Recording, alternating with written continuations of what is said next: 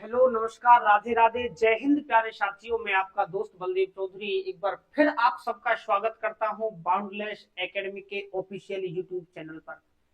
प्रिय विद्यार्थियों, जैसा कि हमने आपसे वादा किया था कि हम रेगुलर आप लोगों के लिए नियमित कक्षाएं लेकर के आए हैं, तो हम तो अपने वादे के अकॉर्डिंग चल रहे हैं, लेकिन आपकी क्षमता की अब परख आपको करनी है कि आप कितने समय तक हमारा साथ दे सकते हो। तो जुड़ जाइएगा। राजस्थान एलडीसी, राजस्थान सीईटी, राजस्थान की अन्य सभी प्रतियोगी परीक्षाओं के लिए ये क्लास एक बेहतर ही नहीं, एक रामबाण क्लास साबित होगी। जैसा कि कल भी हम आपसे बता के गए थे कि थ्योरी की शुरुआत हमारी हो चुकी है और अब रेगुलर चलने का हमारा वक्त हो गया है। जैसा कि आपको पता है कि कल की आपकी जो क्लास थी राजस्थान के सामान्य परिचय की, वो क्लास नंबर 1 थी, और अब जो मैं शुरू करने के लिए जा रहा हूं, आज हमारी राजस्थान के सामान्य परिचय की क्लास नंबर 2 रहेगी मेरे दोस्तों। तो आ जाइएगा, शुरू करता हूं मैं। ये लो मेरे भाई, ये देखिएगा आप लोग, एक एक चीज आपको आगे की तरफ देखते हुए विधिवत रूप से समझते रहनी है। कल मैं आपको बता करके गया था कि हमारे राजस्थान की सही मैंने आपसे भारत और विश्व के बारे में चर्चाएं की थी। मैंने आपके लिए बताया था कि दुनिया का नक्शा सबसे पहले किसने बताया, पृथ्वी को गोल सबसे पहले किसने बताया है, क्या कंडीशन है, क्या कंडीशन नहीं है। ठीक है ना? बिल्कुल गुरुजी, यहां तक की हमारी सारी बातें ठीक हैं, सारी बातें हमारी समझ में आ चुकी हैं। अब हम आगे की तरफ चलते हैं, और आप जो हमें बता रहे थे वो हमें आप बता रहे थे ग्लोब के बारे में। और कल मैं आपको बता के गया था मेरे लाडले कि ग्लोब का निर्माता किसे कहते हैं। तो याद रखिएगा, ग्लोब का निर्माता जो कहा जाता है वो कहा जाता है जॉर्ज बेहेम को। किसको कहा जाता है मेरे प्यारे? जॉर्ज बेहेम को कहा जाता है, याद रखना। इसके अलावा मैंने आपके लिए बताया था कि ग्लोब पर दो प्रकार की काल्पनिक रेखाएं होती हैं, वास्तविक रेखा नहीं मेरे दोस्त। कैसी रेखा होती है? काल्पनिक रेखा होती है, जिनमें से एक रेखा को तो कहते हैं अक्षांश रेखा। कौन सी रेखा मेरे भाई? आप कहोगे कि सर अक्षांश रेखा। और याद रखना, दूसरी जो रेखा होती है उन्हें कहते हैं देशांतर रेखा। कौन सी रेखा मेरे लाडले? देशांतर रेखा। कल मैं आपको अक्षांश रेखाओं के बारे में बता करके गया था। मैंने आपके लिए बताया था कि हमारी जो पृथ्वी है उस पृथ्वी पर उत्तरी ध्रुव से दक्षिणी ध्रुव की ओर जितनी भी हमारी यानी कि गुरुजी काल्पनिक रेखाएं हम लोग खींच रहे हैं, वो सारी की सारी रेखाएं क्या कहलाती हैं? आप कहोगे कि सर अक्षांश रेखाएं कहलाती हैं। जैसा कि जो रेखा पृथ्वी के प्रॉपर बीच में होकर के गुजरते हुए जाती है उस रेखा को क्या कहेंगे? आप कहोगे कि सर भूमध्य रेखा कहते हैं। एक रेखा 23.5 डिग्री ऊपर होकर के जाएगी मेरे दोस्तों, और एक जो रेखा है ना, वो रेखा आपकी 23.5 डिग्री नीचे होकर के जाएगी, याद रखिएगा। इसके अलावा एक जो रेखा है ना, वो रेखा आपकी 66.5 डिग्री ऊपर होकर के जाएगी। आप कहोगे कि बिल्कुल गुरुजी। और याद रखना, एक जो रेखा है ना, वो आपकी 66.5 डिग्री नीचे होके चली जाएगी। आप कहोगे कि बिल्कुल गुरुजी, आपने हमें कल इन रेखाओं के बारे में बता दिया था कि कौन सी रेखा होगी। कौन सी रेखा को हम लोग कर्क रेखा कहेंगे, कौन सी रेखा को हम लोग मकर रेखा कहेंगे। याद रखना, इस वाली रेखा को कहते हैं कौन सी रेखा? भूमध्य रेखा। ये वाली रेखा हो जाएगी कर्क, ये वाली रेखा हो जाएगी मकर, ये वाली जो रेखा है वो वाली हो जाएगी आपकी आर्कटिक, और नीचे वाली जो आपकी है ना, ये वाली आपकी हो जाएगी अंटार्कटिक। याद रखना, ये आपके पृथ्वी का रहेगा उत्तरी ध्रुव, और ये जो है ना आपके पृथ्वी का रहेगा दक्षिणी ध्रुव रहेगा, याद रखिएगा। क्लियर है? बिल्कुल। अब मैं आपको लेकर के चलता हूं इनके बारे में। तो मैंने आपके लिए कल पूरी जानकारी दे दी थी, याद रखना। कल की क्लास को जाकर के आप देख लेना, कल पूरी जानकारी दे दी, याद रखना इनके बारे में। तो अब जो मैं बात करूंगा वो मैं बात करूंगा देशांतर रेखाओं के बारे में। अब कई सारे क्वेश्चन देशांतर रेखाओं से बनेंगे। आगे की तरफ समझिएगा कि कौन कौन से क्वेश्चन हैं जो देशांतर रेखाओं से बनते हैं। ये देखो, समझो मेरे लाडलो, सबसे पहले तो बात है क्या, मैंने आपसे कहा कि ये लो मेरे भाइयों, ये हमारी क्या हो गई, आपने कहा कि सर पृथ्वी हो गई, और मैंने आपके लिए बताया था कि पृथ्वी के प्रॉपर मध्य में होकर के हम जो एक रेखा खींचते हैं वो रेखा आपकी कौन सी हो जाएगी, तो आप कहोगे कि सर इस रेखा को हम लोग कहते हैं 0 डिग्री देशांतर रेखा।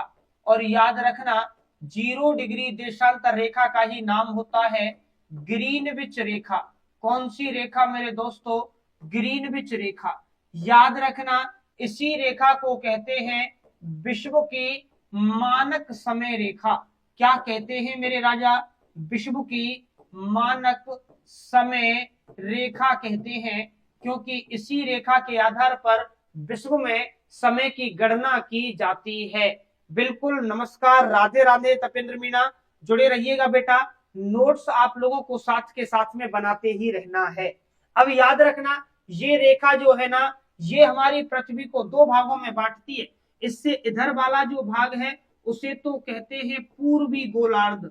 क्या कहते हैं मेरे दोस्तों, आप कहोगे कि सर पूर्वी गोलार्ध कहते हैं, और इधर से इसका जो इधर वाला भाग है ना, याद रखना, उसे क्या कहते हैं, उसे कहते हैं पश्चिमी गोलार्ध।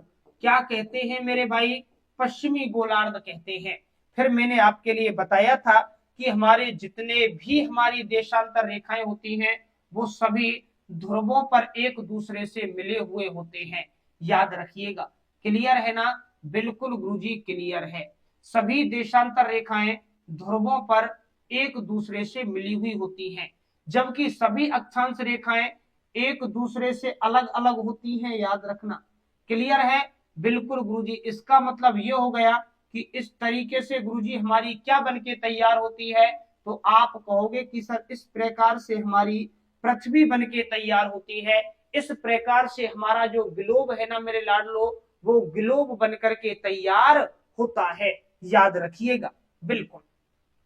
अब आप आगे की तरफ ये भी कहोगे कि सर सभी देशांतर लंबाई में बराबर होते हैं, और हमारी पृथ्वी पर कुल देशांतर कितने होते हैं, तो आप कहोगे कि सर कुल देशांतर हमारी पृथ्वी पर होते हैं 360। याद रखना अगली कंडीशन कि सभी देशांतर लंबाई में बराबर होते हैं, सभी देशांतर लंबाई में एक समान होते हैं। याद रखना, एक समान, या फिर गुरुजी आप कहोगे कि बराबर होते हैं। याद रखना कि सभी देशांतर लंबाई में एक समान होते हैं या सभी देशांतर लंबाई में बराबर होते हैं। याद रखना, अब यदि यहां पर हम इनके बीच में दर्शाने की कोशिश करते हैं, किसको, आप कहोगे कि सर अक्षांश रेखाओं को, तो एक जो रेखा होगी वो बिल्कुल प्रॉपर पृथ्वी के बीच में होकर के जाएगी।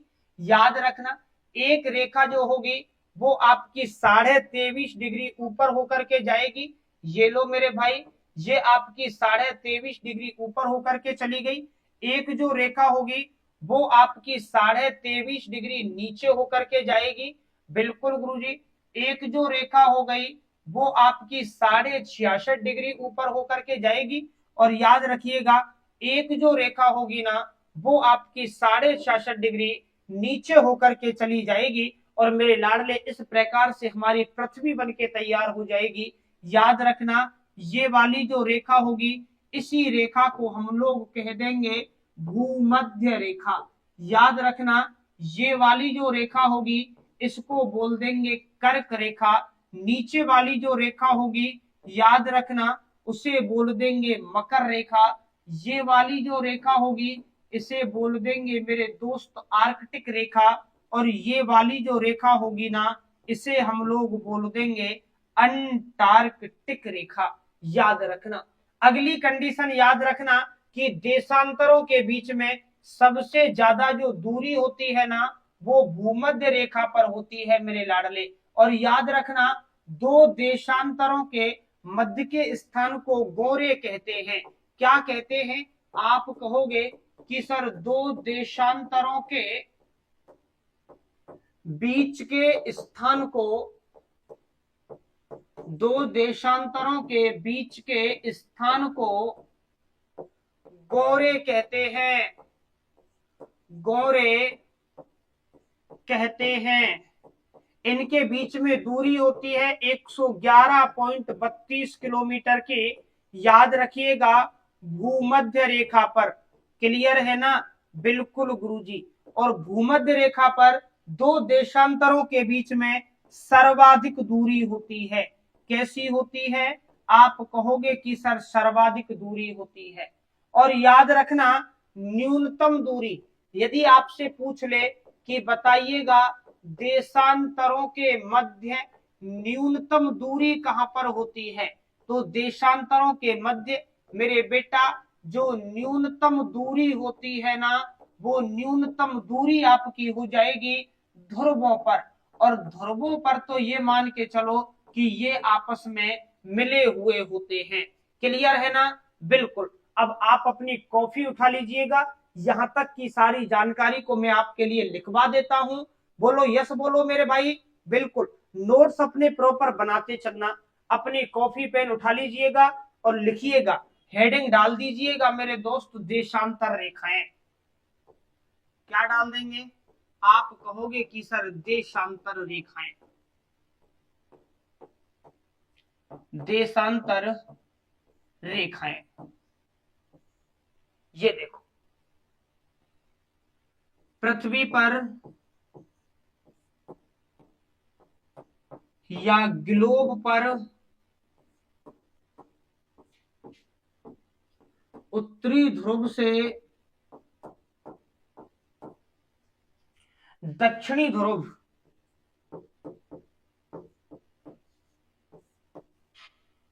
उत्तरी ध्रुव से दक्षिणी ध्रुव तक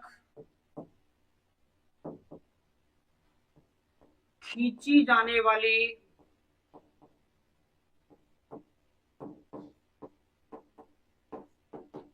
काल्पनिक रेखाओं को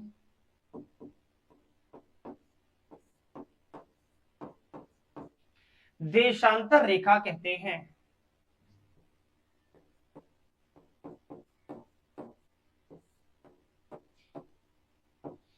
देशांतर रेखा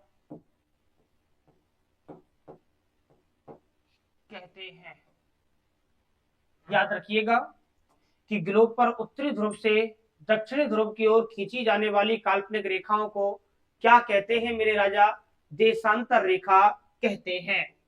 आगे लिखिएगा, ग्लोब पर कुल देशांतर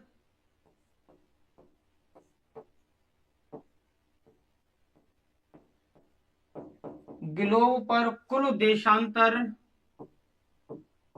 360। आगे की तरफ चलिएगा, लिखिएगा 0 डिग्री देशांतर रेखा को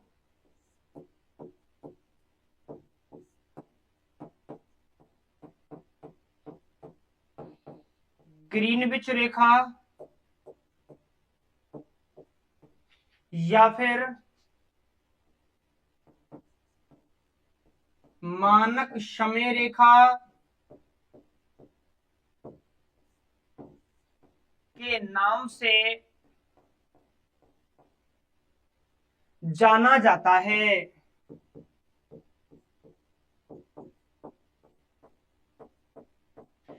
क्योंकि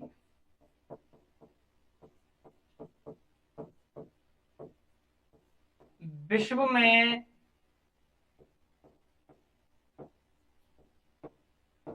समय का निर्धारण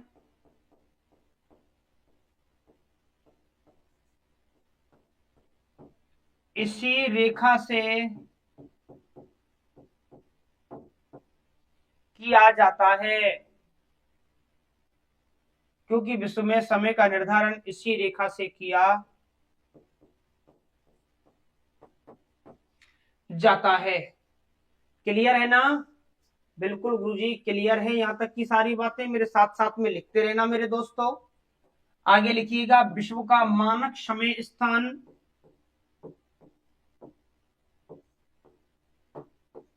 विश्व का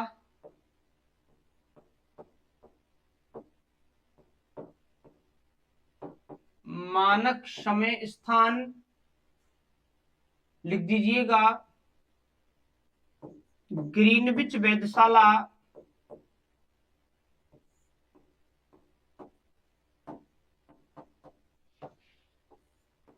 लंदन,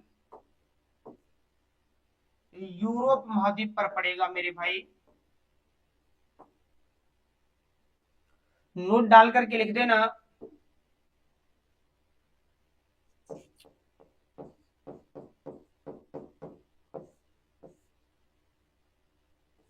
डेट एंड टाइम का निर्धारण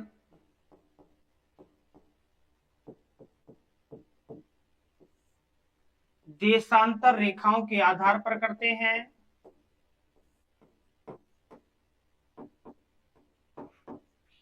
देशांतर रेखाओं के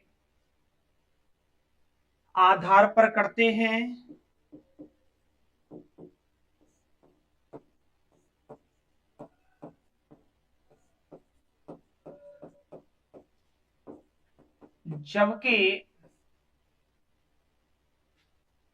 जबकि जलवायु का निर्धारण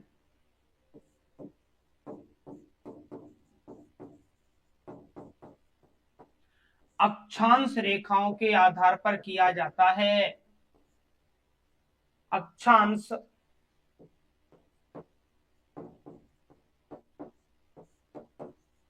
रेखाओं के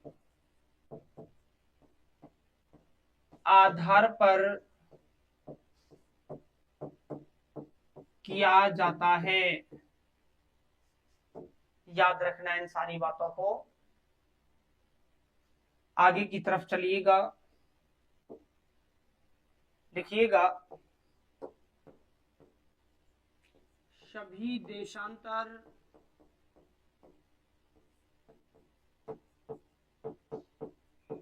लंबाई में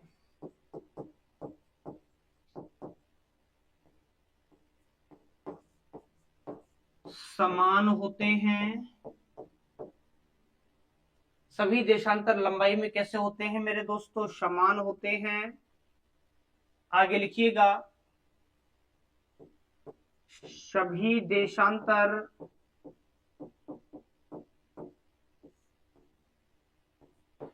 ध्रुवों पर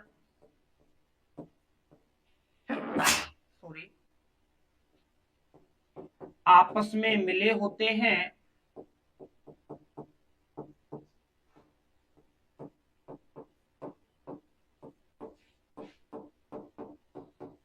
लेकिन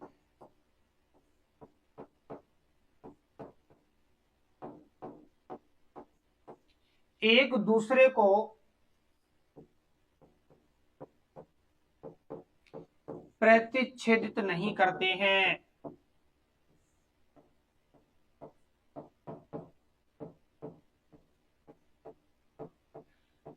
याद रखना, आजकल ऐसे क्वेश्चन बड़े चर्चाओं में चल रहे हैं कि निम्न में से कौन सा कथन सही है, निम्न में से कौन सा कथन गलत है।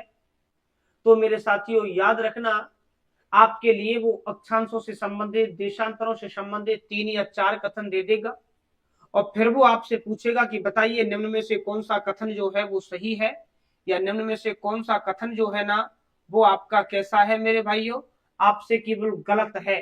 तो अब आप यदि इनके बारे में सारी बातें जानते हो तो तुरंत बता दोगे कि कौन सा कथन सही है और कौन सा कथन गलत है कि नहीं? बिल्कुल गुरुजी सही बात है। तो याद रखना, प्रतिच्छेदित नहीं करते हैं। आगे लिखो देशांतरों के मध्य सर्वाधिक दूरी, देशांतरों के मध्य सर्वाधिक दूरी भूमध्य रेखा पर होती है।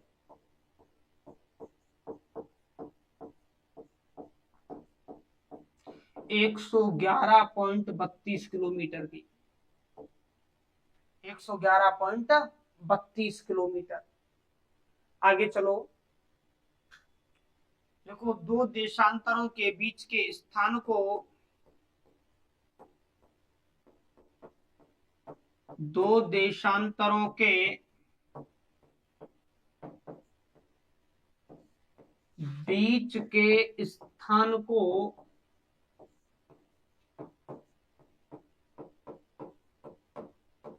गोरे कहते हैं। दो देशांतरों के बीच के स्थान को क्या कहा जाता है मेरे लाडलो? तो याद रखिएगा, गोरे कहा जाता है। क्लियर है? बिल्कुल गुरुजी, सारी की सारी बातें हमारी क्लियर हैं। अब मैं आपको लेकर के आता हूं हमारे राजस्थान के ऊपर, और अब आप थोड़ा सा फिर समझिएगा कि क्या क्या बातें हमारी राजस्थान से संबंधित होंगी। देखो, मैंने आपके लिए ये बताया है कि मान के चलो मेरे भाइयों, ये जो है हमारी वो क्या है, आप कहोगे कि सर पृथ्वी है। अब इस पृथ्वी के बारे में जब आप कहोगे तो आप मुझसे ये भी कहोगे कि सर इसके प्रॉपर बीच में होकर के, पहले मैं अक्षांश और देशांतरी आप लोगों के लिए बता देता हूं। याद रखिएगा, एक रेखा आपकी यहां पर होकर के चली जाएगी। बिल्कुल गुरुजी, सही बात है। इसके अलावा आप कहोगे कि सर एक जो रेखा होगी वो यहां पर होकर के जाएगी। इसके अलावा मेरे लाडलो, एक जो रेखा होगी ना, वो रेखा आपकी यहां पर होकर के चली जाएगी। क्लियर है? इसके अलावा याद रखना, एक जो रेखा होगी आपकी वो यहां पर होकर के चली जाएगी, और एक जो रेखा होगी वो आपकी यहां पर होकर के चली जाएगी। नाम तो मैं इनको कई बार आपके लिए बता चुका हूं। इसका नाम हो जाएगा भूमध्य रेखा। इसका नाम रहेगा मेरे साथियों कर्क रेखा। इसका नाम रहेगा, आप लोग कहोगे, मकर रेखा। इसका नाम रहेगा मेरे प्यारे आर्कटिक रेखा। और इसका जो नाम रहेगा ना, वो नाम रहेगा अंटार्कटिक रेखा। क्लियर है? बिल्कुल। यहां पर आपकी पृथ्वी का उत्तरी ध्रुव हो जाएगा, यहां पर आपकी पृथ्वी का दक्षिणी ध्रुव हो जाएगा। और याद रखिएगा, उत्तरी ध्रुव और दक्षिणी ध्रुव को मिलाने वाली जो एक रेखा होगी ना, वो आपकी हो जाएगी कौन सी? आप कहोगे कि सर इसका नाम हो जाएगा 0 डिग्री देशांतर। क्या हो जाएगा मेरे भाई? 0 डिग्री देशांतर रेखा आपकी हो जाएगी। अब आप याद रखना बिल्कुल कि हमारा जो भारत है ना, वो भारत हमारा एशिया महाद्वीप के अंदर आता है। और याद रखिएगा, इसके अंदर जो हमारा भारत बनकर के तैयार होगा ना मेरे लाडलो, वो हमारा भारत बनकर के तैयार होगा यहाँ पर। आप लोग जब देखोगे तो आप ये कहोगे कि बिल्कुल गुरुजी, यहाँ पर हमारा क्या हो जाएगा? आप कहोगे कि सर ये भारत हमारा हो जाएगा। याद रखना, इस जगह पर हमारा इंडिया बन के तैयार होगा, इस जगह पर हमारा भारत आएगा। और याद रखना कि भारत के अंदर ही हमारा क्या आता है फिर? आप कहोगे कि सर राजस्थान आता है। और एक चीज और आप लोग याद रखिएगा कि ये जो हमारा भारत है ना, भारत के अंदर होकर के जो कर्क रेखा गुजरती है, वो मेरे साथियों 8 राज्यों से होकर के गुजरेगी। याद रखना कि भारत के अंदर होकर के कर्क रेखा कितने राज्यों से होकर के गुजरेगी? तो आप कहोगे कि सर 8 राज्यों से होकर के गुजरेगी। और ये 8 राज्य कौन कौन से हो जाएंगे? तो देखो, मैं आपके लिए इधर की तरफ चलिएगा, यहां पर मैं आपके लिए बता देता हूं कि वो 8 राज्य आपके कौन कौन से होने वाले हैं। देखो, एक मिनट रुकिएगा, मैं आपको बताता हूं कि हमारे भारत के, एक बार थोड़ा इस क्लास के अंदर आज बच्चे मुझे बड़े कम दिखाई दे रहे हैं। पता नहीं बच्चे कहाँ हैं कहाँ नहीं है। इस क्लास को बेटा शेयर बेयर नहीं करते हो क्या आप लोग? थोड़ा सा शेयर बेयर कर दिया करो यार इस क्लास को। देखो मेरे भाई, क्या कहेंगे? आप कहोगे कि सर कर्क रेखा भारत के 8 राज्यों से होकर गुजरती है। याद रखना, कर्क रेखा भारत के 8 राज्यों से होकर गुजरती है।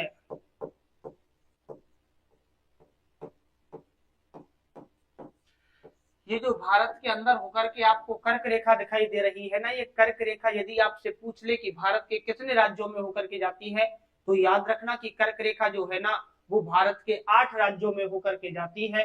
कौन कौन से? आप कहोगे कि सर राम झा के 6 पगु मित्र। यानी कि गुरुजी एक तो अपना हो जाएगा राजस्थान, एक अपना हो जाएगा मेरे साथियों मध्य प्रदेश, एक आपका हो जाएगा झारखंड, और एक जो आपका का से याद रखना कुछ भी नहीं बनेगा, एक जो आपका हो जाएगा वो आपका हो जाएगा मेरे लाडलो छत्तीसगढ़, एक जो आपका हो जाएगा वो आपका हो जाएगा पश्चिम बंगाल, एक आपका हो जाएगा मेरे दोस्तों गुजरात, एक आपका हो जाएगा मिजोरम, और याद रखिएगा एक जो आपका हो जाएगा वो आपका हो जाएगा त्रिपुरा। तो कर्क रेखा जो है ना भारत के इन 8 राज्यों से होकर के गुजरेगी। नंबर 1 राजस्थान रहेगा, नंबर 2 मध्य प्रदेश रहेगा, नंबर 3 झारखंड रहेगा, नंबर 4 छत्तीसगढ़ रहेगा, नंबर 5 पश्चिम बंगाल, नंबर 6 पर गुजरात, 7 पर मिजोरम, और 8 पर क्या हो जाएगा मेरे साथियों त्रिपुरा हो जाएगा। तो इनके अंदर होकर के आपकी कौन सी रेखा गुजरेगी? आप कहोगे कि सर कर्क रेखा गुजरेगी। इसके अलावा भी आप लोग इस बात को याद रखिएगा कि आप लोग देख पा रहे होंगे कि हमारा जो भारत है ये ग्लोब पर कहां होगा? तो आप कहोगे कि सर इस दिशा में होगा, और इस दिशा को कहेंगे उत्तर पूरब। क्या कहेंगे मेरे भाई? उत्तर पूरब कहेंगे। तो चाहे अब मैं आपसे राजस्थान की बात करूं, चाहे अब मैं आपसे भारत की बात करूं कि ग्लोब पर हमारा भारत कहां है या ग्लोब पर हमारा राजस्थान कहां है, तो आप कहोगे कि सर ग्लोब पर जो हमारा राजस्थान है ना वो आपका उत्तर पूरब में होगा। कहां पर होगा मेरे साथियों? उत्तर पूरब के अंदर होगा। क्लियर है? बिल्कुल गुरुजी क्लियर है। तो ये देखो अगली बात मैं आपके लिए बता दूं कि आपका जो पृथ्वी है ना वो पृथ्वी आपकी, ये लो मेरे भाई, ये आपकी पृथ्वी हो गई। इस पृथ्वी के प्रॉपर बीच में होकर के एक रेखा चली गई 0 डिग्री अक्षांश। एक रेखा आपने यहां पर होकर के खींच दी कर्क, एक रेखा आपने यहां पर होकर के खींच दी मकर, एक रेखा आपने यहां पर होकर के खींच दी जिसका नाम हो गया आर्कटिक, एक रेखा आपने यहां पर होकर के खींच दी जिसका नाम हो गया है अंटार्कटिक। याद रखिएगा। इसके अलावा आप कहोगे कि सर हमने एक जो रेखा है वो यहां पर होकर के खींच दी, ये वाली आपकी रेखा हो जाएगी 0 डिग्री देशांतर रेखा। और जब आप लोग देखोगे तो आप लोग ये पाओगे मेरे दोस्तों कि इस कर्क रेखा पर जो है ना वो हमारा कौन सा राज्य स्थित है? आप कहोगे कि सर हमारा राजस्थान राज्य स्थित है। याद रखना कौन सी रेखा पर मेरे भाइयों? आप कहोगे कि सर कर्क रेखा पर। तो हमारा राजस्थान भी किस दिशा में स्थित होगा? तो आप कहोगे कि सर हमारा जो राजस्थान है ना ये राजस्थान भी ग्लोब पर उत्तर पूर्व दिशा में स्थित होगा। कहां पर होगा? उत्तर पूर्व दिशा में स्थित हो जाएगा। तो याद रखिएगा क्या कहेंगे कि राजस्थान ग्लोब पर उत्तर पूर्व दिशा में स्थित है। क्या लिखेंगे कि राजस्थान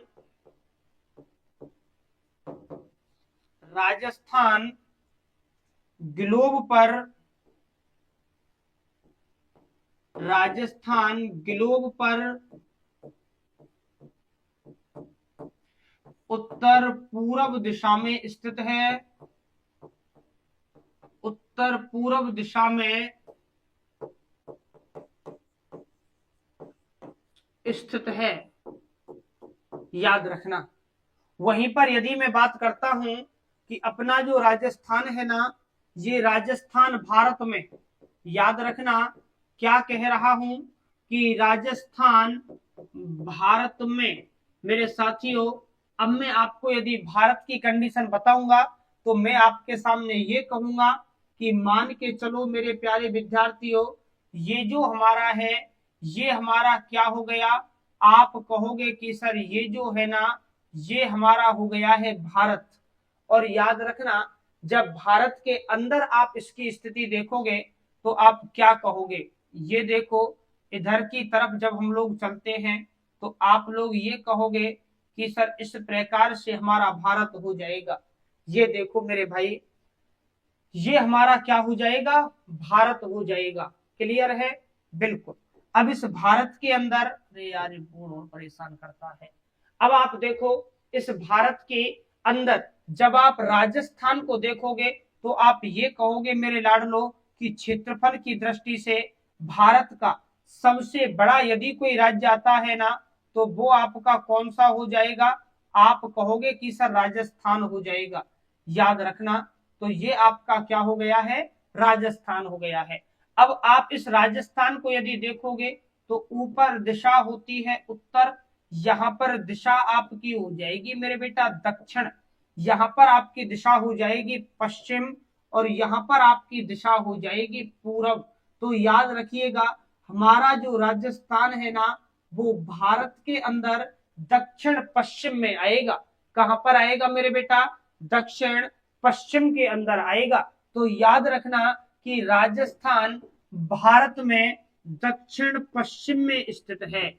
कहां पर मेरे भाई, आप कहोगे सॉरी उत्तर पश्चिम में, दक्षिण पश्चिम नहीं कहेंगे, हम क्या कहेंगे, उत्तर पश्चिम कहेंगे। बिल्कुल उत्तर पश्चिम में स्थित है। तो याद रखना राजस्थान भारत में उत्तर पश्चिम में स्थित है। किसमें स्थित है, उत्तर पश्चिम में स्थित है। इस चीज को भी आप लोग याद रखिएगा कि उत्तर पश्चिम में क्या हो जाएगा, स्थित हो जाएगा। क्लियर है ना। यदि ग्लोब पर कंडीशन पूछता है तो आप कहोगे कि सर उत्तर पूर्व में है, और यदि भारत में कंडीशन पूछता है तो आप कहोगे कि सर भारत के उत्तर पश्चिम में हो जाएगा। क्लियर है ना, बोलो मेरे भाई यहां तक की क्या सारी बातें आपकी क्लियर हैं। अभी तक मैंने आपके लिए केवल इतनी जानकारियां दी हैं कि आपका जो ग्लोब है उस ग्लोब पर हमने आपको रेखाएं बताई थी। इसके अलावा हमने आपके लिए देशांतर रेखाओं के बारे में जानकारी दी थी कि देशांतर रेखाएं जो हैं आपकी वो किस प्रकार से किस कंडीशन में होती हैं। हमने आपको बताया कि पृथ्वी पर ग्लोब पर उत्तरी ध्रुव से दक्षिणी ध्रुव तक खींची जाने वाली काल्पनिक रेखाओं को देशांतर रेखा कहते हैं।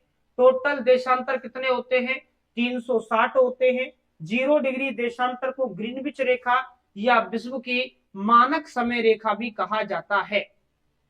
इसके अलावा आप लोग याद रखिएगा कि विश्व का मानक समय स्थान ग्रीनविच वेधशाला लंदन यूरोप में हो जाएगी। डेट एंड टाइम का निर्धारण जो करते हैं मेरे साथियों वो करते हैं देशांतर रेखाओं के आधार पर, जबकि जलवायु का निर्धारण अक्षांश रेखाओं के आधार पर किया जाता है। सभी देशांतर लंबाई में बराबर होते हैं, सभी देशांतर ध्रुवों पर आपस में मिले होते हैं, लेकिन एक दूसरे को प्रतिच्छेदित नहीं करते हैं। देशांतरों के मध्य सर्वाधिक दूरी भूमध्य रेखा पर होती है 111.32 किलोमीटर की। फिर मैंने आपके लिए बताया है कि कर्क रेखा जो है ना वो हमारे भारत के कितने राज्यों से होकर के गुजरेगी। अब मैं आपको यहाँ पर इंडिया जी के तो नहीं पढ़ा रहा, केवल राजस्थान जी के पढ़ा रहा हूं मेरे दोस्तों।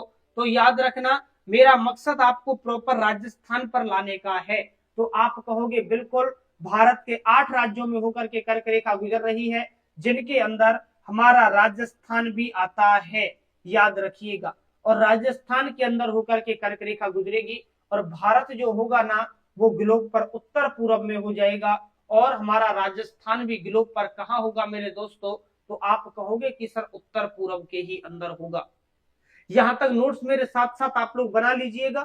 क्लियर है ना, बिल्कुल गुरुजी क्लियर है। आगे की तरफ चलिएगा, और आगे की तरफ अब मैं आपको लेकर के चलता हूं, और आगे की तरफ अब हम चलते हैं। बहुत बढ़िया मेरे दोस्तों, यही तो बात है ना कि नोट्स तो आपको साथ साथ में बनाने ही बनाने हैं, क्योंकि नोट्स ही हमारी वो इंपॉर्टेंट चीज है जो याद रखना हमारे अंत तक काम आएंगे मेरे दोस्तों। क्लियर है, बिल्कुल।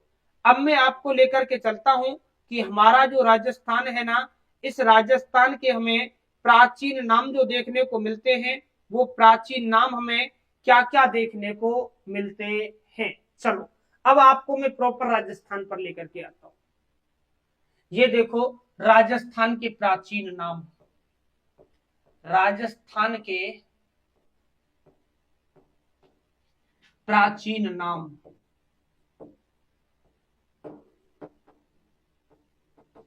राजस्थान के प्राचीन नाम याद रखना। सबसे पहले मैं बात करता हूं आपसे ऋग्वेद के बारे में।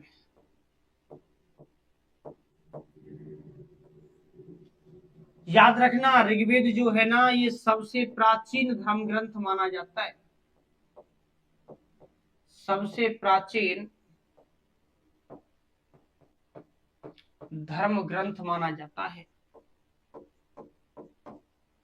और इस ऋग्वेद में हमें जो राजस्थान का नाम मिलता है ना मेरे दोस्तों, वो हमें मिलता है ब्रह्मवर्त।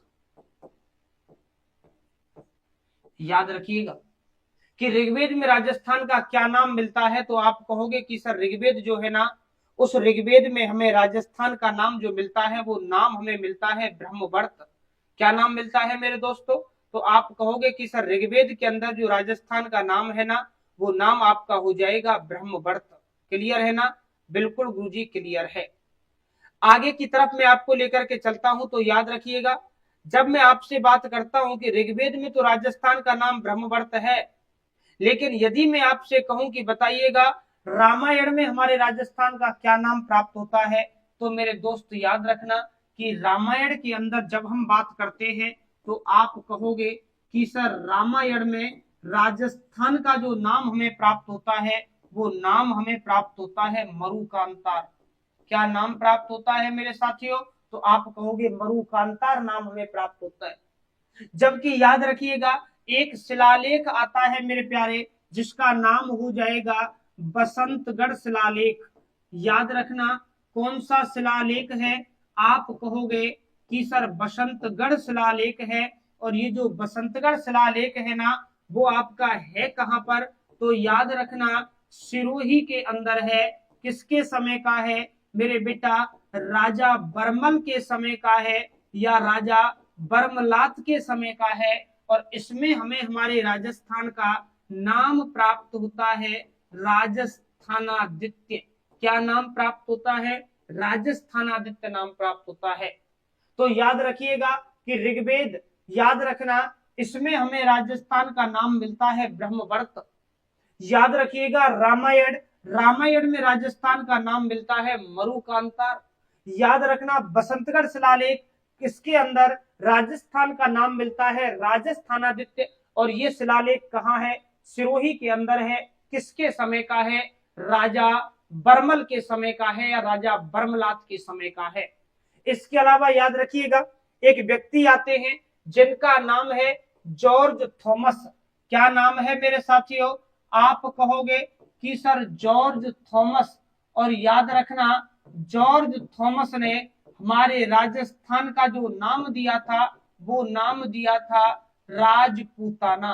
क्या नाम दिया था मेरे भाइयों? राजस्थान का राजपूताना नाम दिया था। जबकि आप कहोगे कि सर एक व्यक्ति आते हैं जिनका नाम हो जाएगा कर्नल जेम्स टॉड। क्या नाम हो जाएगा मेरे भाइयों? तो आप कहोगे कि सर कर्नल जेम्स टॉड हो जाएगा। याद रखना ये वही कर्नल जेम्स टॉड हैं जिनको राजस्थान इतिहास का जनक या राजस्थान इतिहास का पिता कहते हैं। राजस्थान इतिहास का जनक या फिर राजस्थान इतिहास का पिता इन्हें कहते हैं। याद रखना कर्नल जेम्स टॉड को घोड़े वाले बाबा के नाम से भी जाना जाता है। किसके नाम से? आप कहोगे कि सर घोड़े वाले बाबा के नाम से भी जाना जाता है।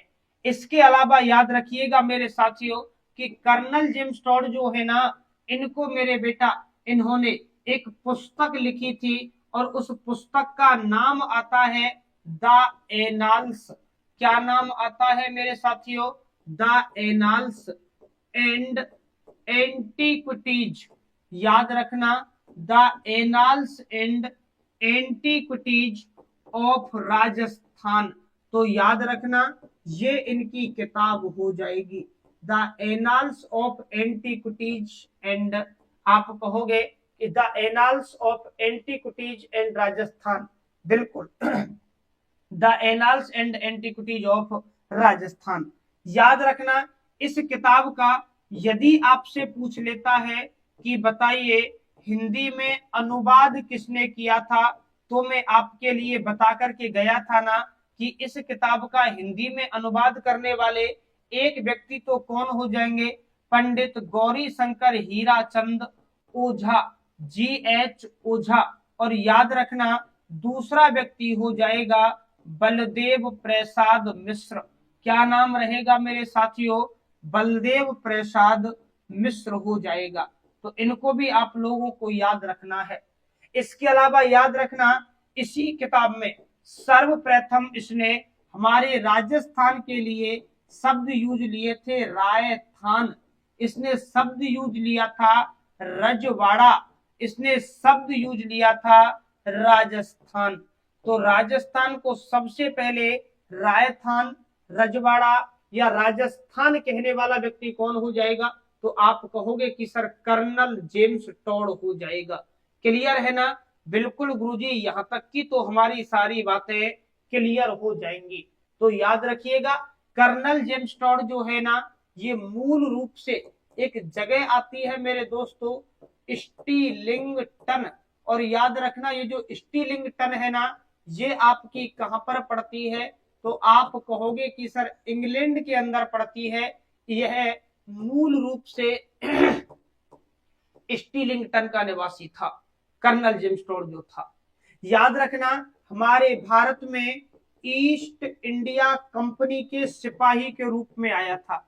ईस्ट इंडिया कंपनी के सिपाही के रूप में, ईस्ट इंडिया कंपनी के सिपाही के रूप में भारत आया था। ईस्ट इंडिया कंपनी के सिपाही के रूप में कहां पर आया था मेरे लाडलो? तो आप कहोगे कि सर ये भारत आया था। तो याद रखना, राजस्थान के नामों के बारे में भी आपको जानकारी रखनी है। ऋग्वेद में राजस्थान का नाम मिलता है मेरे साथियों ब्रह्मवर्त। याद रखना, रामायण में राजस्थान का नाम मिलता है मरुकांतार। बसंतगढ़ शिलालेख जो सिरोही में है, राजा बरमल के समय का है, इसमें हमें राजस्थान का नाम मिलता है राजस्थानादित्य। क्या नाम मिलता है? राजस्थानादित्य मिलता है। जॉर्ज थॉमस का नाम आता है। याद रखना, इसने हमारे राजस्थान को कहा था राजपूताना। क्या कहा था मेरे दोस्तों? राजपूताना कहा था। और याद रखना, कर्नल जेम्स टॉड राजस्थान इतिहास का जनक या राजस्थान इतिहास का पिता कहा जाता है। घोड़े वाले बाबा के नाम से इसे जाना जाता है। पुस्तक लिखी थी the annals and antiquities of Rajasthan. Hindi में अनुवाद करने वाले व्यक्ति हो जाएंगे G.H. ओझा और बलदेव प्रसाद मिश्र। मूल रूप से स्टीलिंगटन का निवासी था, इंग्लैंड का। याद रखना, रायथान, रजवाड़ा या राजस्थान इसने कहा है। ईस्ट इंडिया कंपनी के सिपाही के रूप में ये हमारे कहां पर आया था मेरे दोस्तों? ये हमारे भारत के अंदर आया था। यहां तक की सारी बातें आपकी कैसी होनी चाहिए? आप कहोगे कि सर क्लियर होनी चाहिए। अब आगे की तरफ चलो, मैं आपको लेकर के चलता हूं राजस्थान पर, और मैं आपके लिए बताता हूं कि राजस्थान की स्थिति एवं विस्तार क्या हो जाएगा। देखो मेरे साथियों, क्या लिख देता हूं?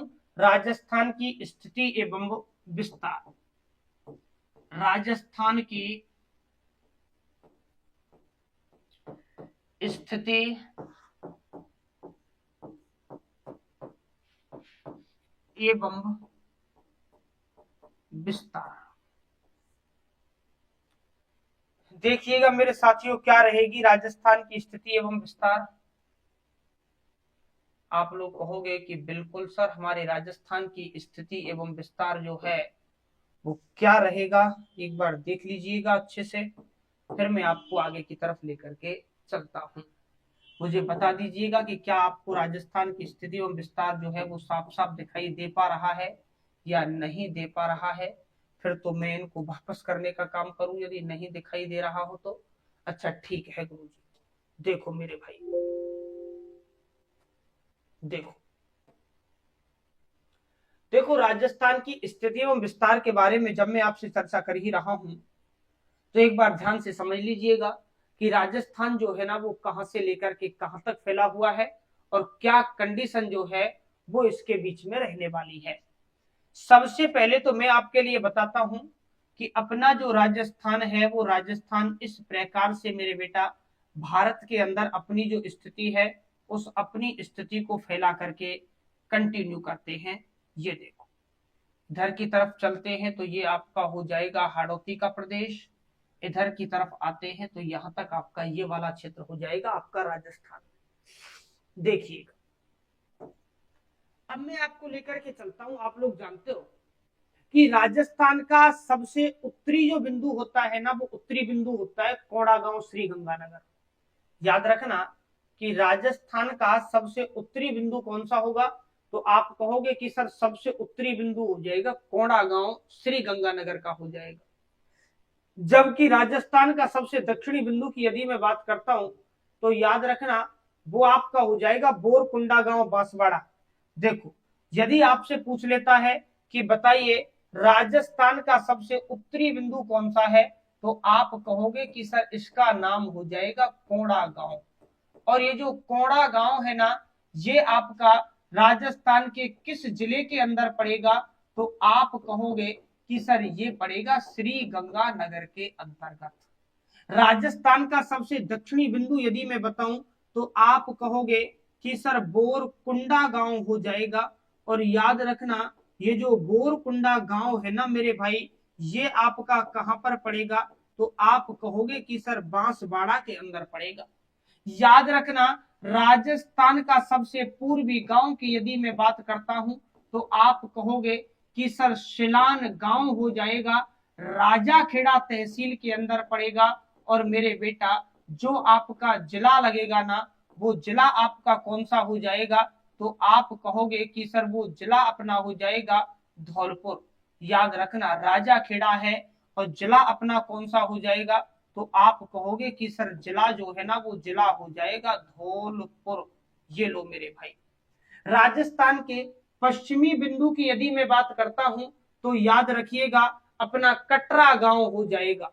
कौन सा हो जाएगा, आप कहोगे कि सर कटरा गांव हो जाएगा। और ये जो कटरा गांव है ना, ये कटरा गांव आपका कहां पर चलेगा, आप कहोगे कि सर ये कटरा गांव सम तहसील में पड़ेगा। और याद रखिएगा ये कटरा गांव जो है ये आपका पड़ेगा सम तहसील के अंदर। और जिला जो आपका लगेगा ना, वो मेरे बेटा जिला आपका हो जाएगा जैसलमेर। कौन सा हो जाएगा, जैसलमेर हो जाएगा। ये राजस्थान की चारों तरफ की कंडीशन हो गई मेरे भाई। सबसे ऊपर कोड़ा गांव है, सबसे नीचे बोरकुंडा गांव है, सबसे पूर्व में शिलान गांव राजाखेड़ा है, सबसे पश्चिम में आपका कटरा गांव सम तहसील जैसलमेर के अंदर हो जाएगा। जबकि याद रखिएगा राजस्थान का मध्यवर्ती यदि हमसे जिला वो पूछ लेता है, तो आप कहोगे कि सर गांव जो आता है ना, वो गांव हो जाएगा लामपोलाई गांव। याद रखना।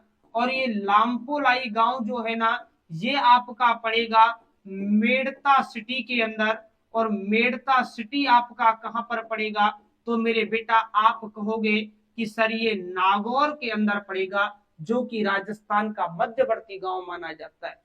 लेकिन याद रखना सैटेलाइट की दृष्टि से गगराना गांव को, किसको मेरे भाई, आप कहोगे कि सर यहां पर एक गांव आता है जिसका नाम है गगराना। और ये गगराना भी मेड़ता सिटी में ही पड़ेगा, यानी कि लामपोलाई के पास में ही है। याद रखना नागौर के अंदर। तो सैटेलाइट के आधार पर गगराना गांव को राजस्थान का मध्यवर्ती गांव माना गया है। तो याद रखिएगा राजस्थान का सबसे पूर्वी बिंदु कौन सा होगा, कोड़ा गांव श्री गंगानगर होगा। राजस्थान का सबसे दक्षिणी बिंदु कौन सा होगा मेरे बेटा, तो बोरकुंडा गांव बांसवाड़ा होगा। राजस्थान का सबसे पूर्वी बिंदु कौन सा होगा, तो सिलान गांव राजाखेड़ा धौलपुर हो जाएगा।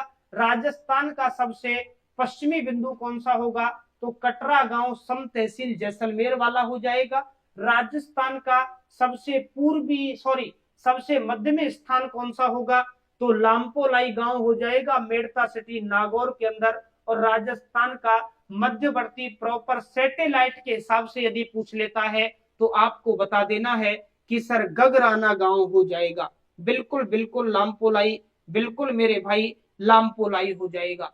क्लियर है क्या, बताओ मुझे, यहां तक की सारी बातें आपकी क्लियर हैं? बिल्कुल गुरुजी, यहां तक की हमारी सारी बातें क्लियर हो जाती हैं। तो क्या लिख दूंगा मैं यहां पर, इसको तो मैं इधर की तरफ ले आता हूं ताकि आप लोगों को और अच्छे से समझ में आ जाएगा। मैं आपको आगे की तरफ लेके चलता हूं। और अब मैं आगे की तरफ चल करके लिखता हूं कि राजस्थान का सबसे उत्तरी गांव या राजस्थान का सबसे उत्तरी बिंदु, लिखिएगा राजस्थान का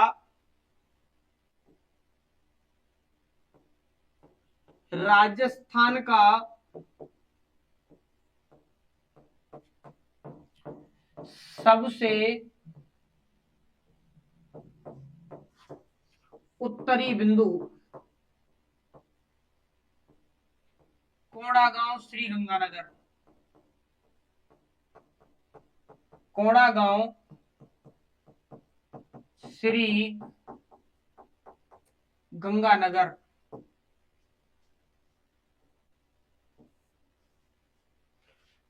आगे लिखिएगा राजस्थान का सबसे दक्षिणी बिंदु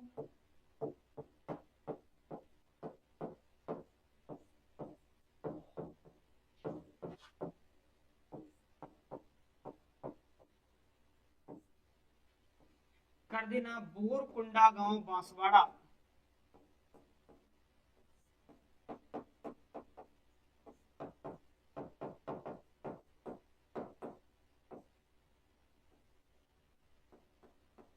बोरकुंडा गांव बांसवाड़ा। आगे लिखिएगा राजस्थान का सबसे पूर्वी बिंदु राजस्थान का सबसे पूर्वी बिंदु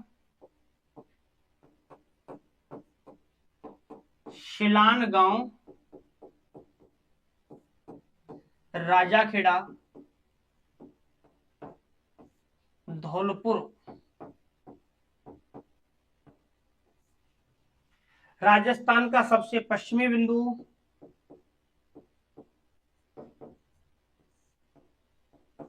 राजस्थान का सबसे पश्चिमी बिंदु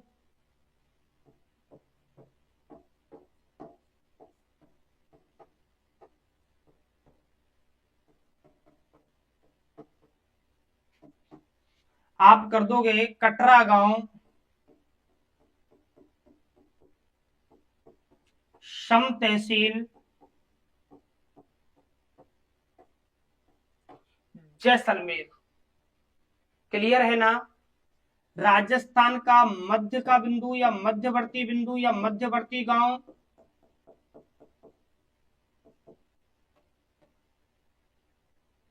मध्यवर्ती गांव में कर दीजिएगा मेरे दोस्तों लामपोलाई गांव,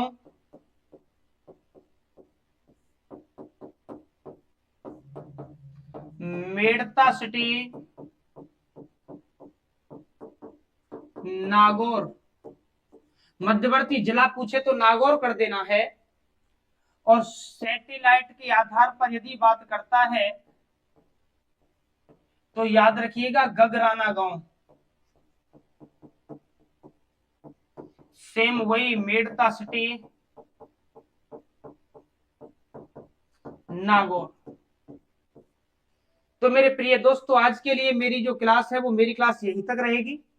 यहां से आगे बात करते हैं आपसे नेक्स्ट क्लास में। इट्स ओके, थैंक यू, धन्यवाद, जय हिंद, जय भारत। मॉर्निंग में जुड़ना ना भूलिएगा। कितने बजे? 7 बजे।